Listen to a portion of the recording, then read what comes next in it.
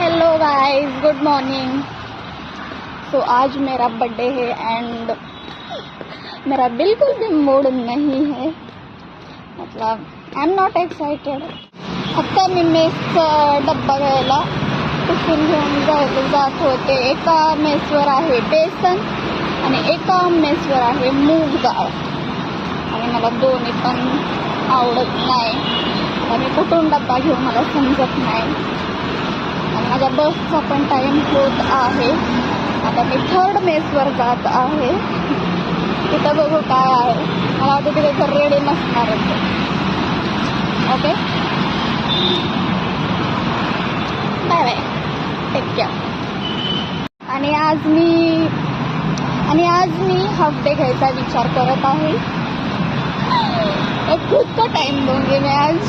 Okay, काय अर्थ राव बिनकामाचं लाईफमध्ये काहीच नाही अचीव करता, बिनकामाचं एज वाढत जायलंय।